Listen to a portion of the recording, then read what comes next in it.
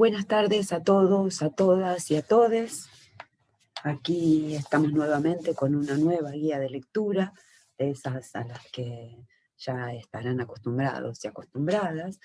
Hoy, como les había prometido la semana pasada, hoy les voy a dejar poco material bibliográfico en comparación a lo que habíamos leído en la clase anterior.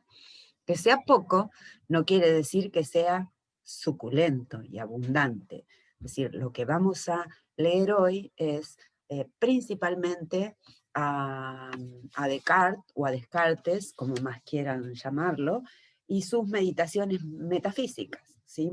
Ahí les voy a dejar el texto, es mínimo, es decir, cuando les dejo también algo así como un PowerPoint dialogado, o mejor dicho, desde un monólogo, monologizado, si ustedes quieren, sobre...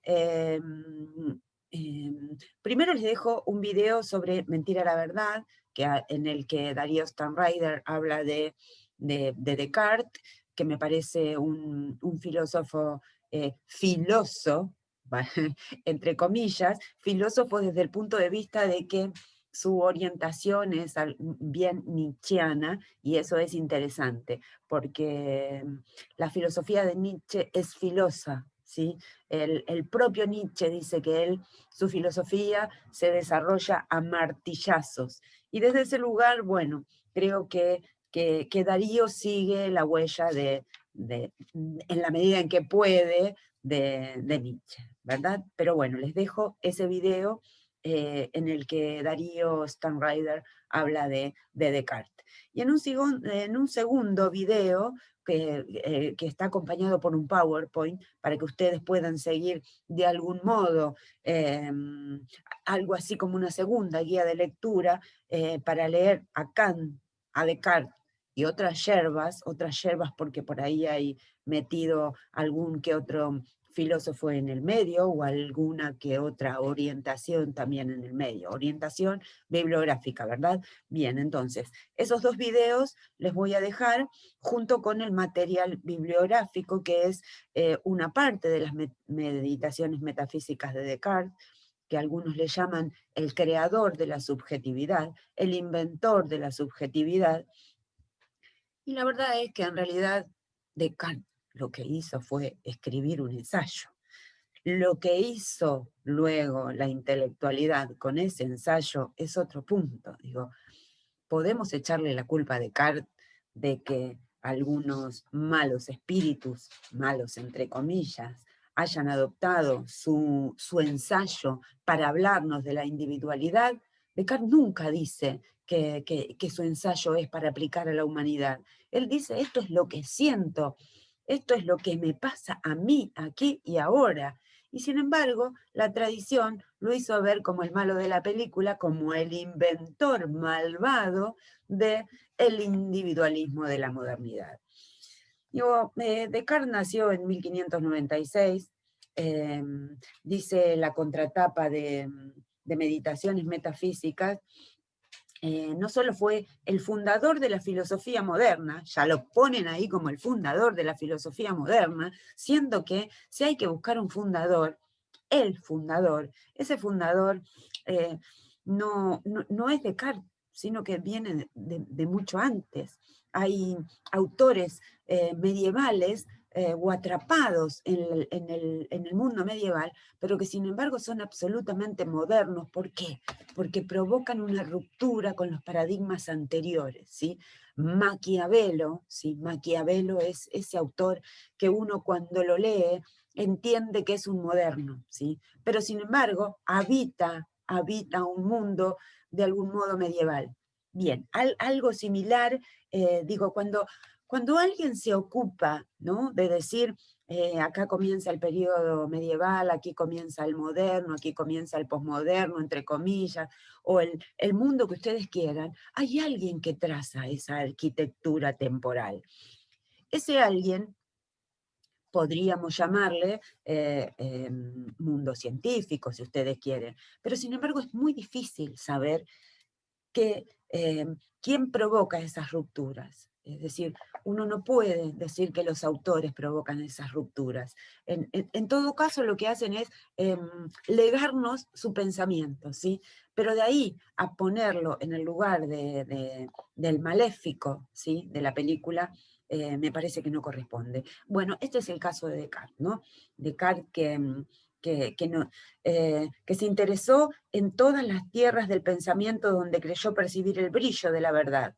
Así también fue un gran matemático, un excelente físico, un conocedor profundo de la medicina, un amante y un defensor esforzado de la libertad. Por ello, Descartes se acerca mucho más a la gran imagen que tenemos del hombre del Renacimiento que a esa pobre imagen racionalista de los manuales. Bueno, acá le están poniendo otras motes a Descartes, ¿no? Internarse en los pensamientos de uno de los más grandes pensadores de Occidente no solo nos abre la arqueología de lo que nosotros somos y pensamos, sino que nos señala esencialmente las sendas del porvenir.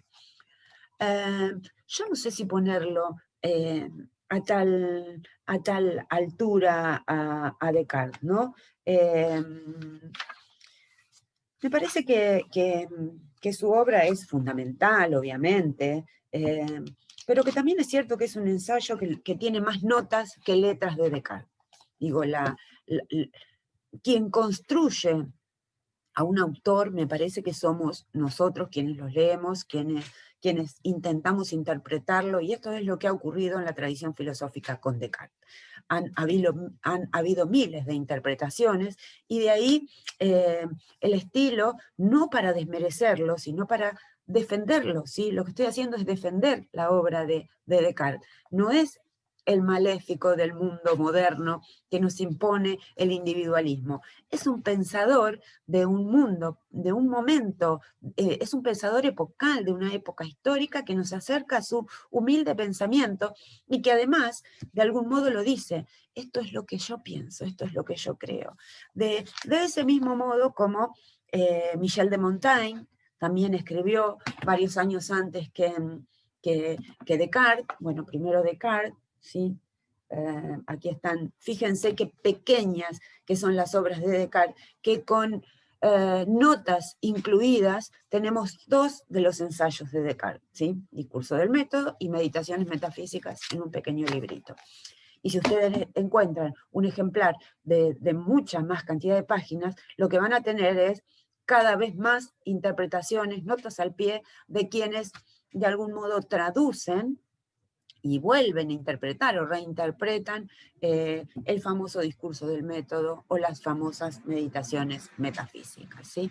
A mí lo que me parece fundamental en Descartes es que busca o intenta encontrar un modo certero para el conocimiento, ¿sí?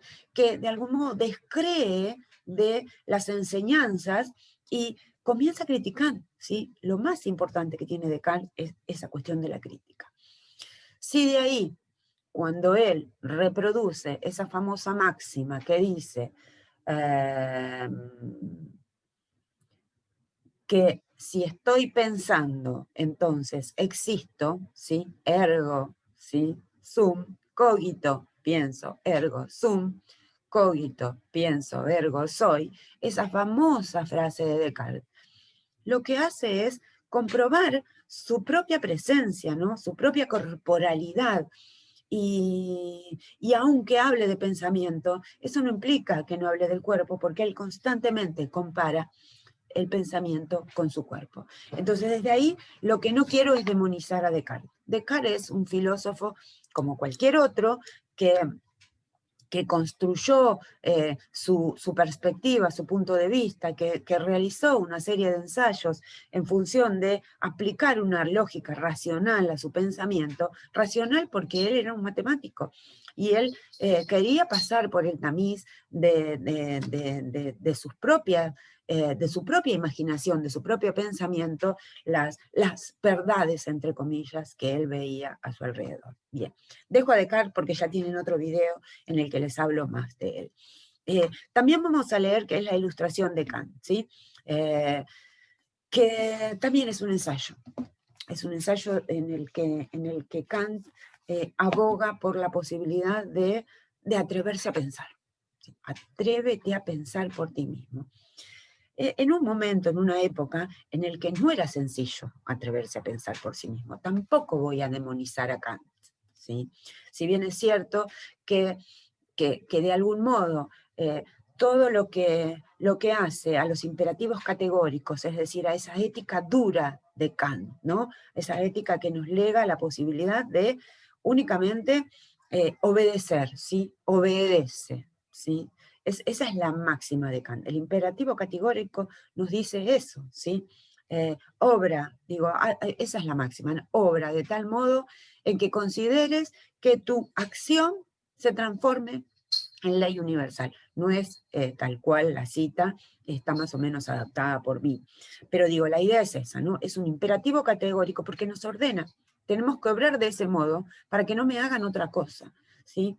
Pero esto no lo transforma tampoco en el monstruo del mundo moderno o en el transcurso de ese tránsito entre lo moderno y lo posmoderno, si ustedes quieren, ¿no? Digo, porque de algún modo a quien podríamos llamar un posmoderno es a Nietzsche, y Nietzsche es el personaje que se va a encargar de criticar toda la obra kantiana, ¿no? Pero bien, no voy a demonizar tampoco a Kant, porque Kant no hace más que leer el mundo en el que vive. Kant lo que dice es, en el momento en el que escribe, otra vez el sentimiento es epocal, ¿sí? Nadie podía atreverse a pensar por sí mismo, porque el mundo estaba dominado por los espíritus religiosos, ¿no? El mundo de Kant, digo, el mundo en el que Kant actúa está dominado por ese mundo cristiano, ¿no? Por el mundo religioso, básicamente. Tampoco voy a demonizar el cristianismo, sino a quienes se hacen cargo de las instituciones, ¿no? Entonces, lo que dice Kant es, che, fulano, ponete a pensar, ¿sí? Y pensá por vos mismo, no te dejes manipular por lo que dicen otros, ¿no? Y desde ese lugar, que es la Ilustración, nos pone en ese lugar de pensar en esta posibilidad de atrevernos a pensar por nuestros propios medios, ¿sí? Sapere aude, atrévete a pensar por ti mismo, por ti misma. Bien, dejo ahí a Kant porque también les dejo material de lectura en el video que les dije, en el que hablo de, para leer a Kant, Descartes y otras yermas, ¿sí? También voy a dejar a Montaigne, que me encanta, digo, me encantan sus ensayos también, muy, muy, muy interesantes desde el punto de vista de la narrativa, ¿no? Porque él es como una confesión lo que él narra. Sus ensayos, Montaigne es el creador de los ensayos, no lo tenemos como material de lectura, pero me pareció interesante traérselos, comentarles, ¿no? Comentarles que hay autores bien interesantes en el mundo de la filosofía para poder pensar en cómo narrarnos. Narrarnos es la posibilidad de relatarnos desde nuestra propia experiencia, sin desmerecer, perdón, lo que hemos conocido como gran mente intelectual, ¿no? Todo lo que ha venido realizando la intelectualidad o la comunidad científica o la comunidad filosófica, si ustedes quieren, es digno de apropiárselo. Pero también es cierto que hay que atreverse a pensar por sí mismo, ¿sí? Como decía Kant. Y en ese atreverse a pensar por sí mismo, hay que estar dispuesto y dispuesta a poder criticar eso que leemos. A ver, sin realizar exageraciones, ¿no? No podemos acusar no sé, a Platón y a Sócrates por vivir en medio de la esclavitud, porque formaba parte del mundo social en el que vivían, ¿sí? Entonces, de ese mismo modo, no podemos ser, entre comillas, retrógrados y retrógradas, o anacrónicos, si quieren, anacrónicos sería la palabra, y ponernos a pensar con la mentalidad del siglo XXI a los clásicos del siglo IV antes de Cristo, ¿no? A eso me refiero.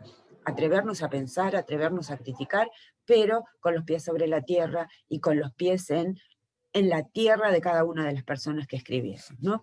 Es decir, las figuras maléficas no son quienes escriben sus textos, o a lo mejor sí lo son, pero pero no podemos acusarlos porque la comunidad científica o la comunidad filosófica los tomó como los referentes del mundo de la filosofía, ¿sí? Bien, de algún modo han construido mucho conocimiento.